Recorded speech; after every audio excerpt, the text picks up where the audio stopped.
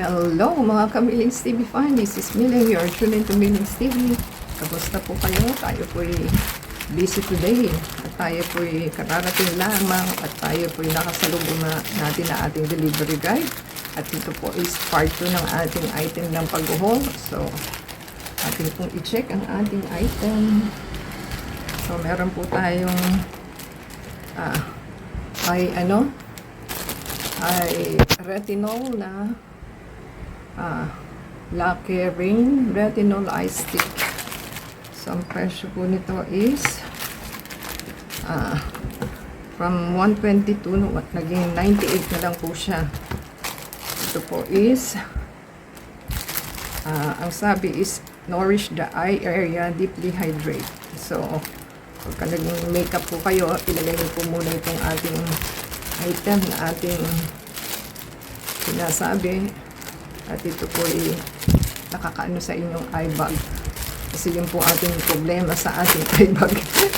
At least nagiging ano na po siya. Sasubside ni ating ano. So ganyan po itsura niya. So ganyan po siya. At masyadong maliliit. Hindi nating mababasa. Ayan. Ganyan. So ito po is 3 grams lang. 1 ounce daw po. So, ang expiry date niya ay super liit. 2029. So, mag-expire pa siya ng May 14, 2029. So, yan po ang expiry date niya. Kung kita po nila. Atin pong buksan. Kung mabubuksan natin. Ito po is parang ano lang siguro siya. Parang lip balm lang siguro itsura nito. So first time po natin gagamit ng ganito bukod pa sa cream na ating ginagamit. So at least naprotektahan natin ang ating skin, at the same time may ating eyes, kasi sa eyes po ito. Hirap hirap mabuksan. So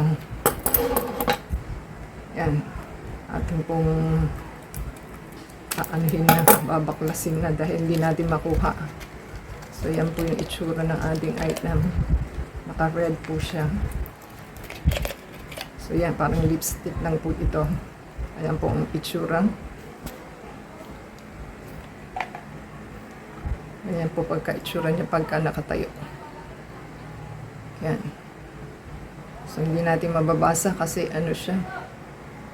Ayan. So parang ano lang po siya, lipstick. Baka mapagkamalan yung lipstick.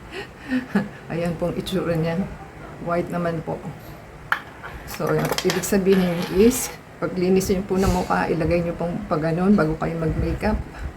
Para po magkaroon po ng moisturize yung inyong mata. At saka ang protection daw po hydrate, nag-firms and brightens smooth fine lines. So yan po ang ating nakalagay sa ating box. So happy na po tayo may magagamit sa ating eye bag. Nag-hydrates, nag-firm, brightens and smooth fine lines. So yan po ang ating item. So kung nagustuhan po nila, yan nakalagay naman po for the eye bag, retinol eye stick. So mukha naman pong legit.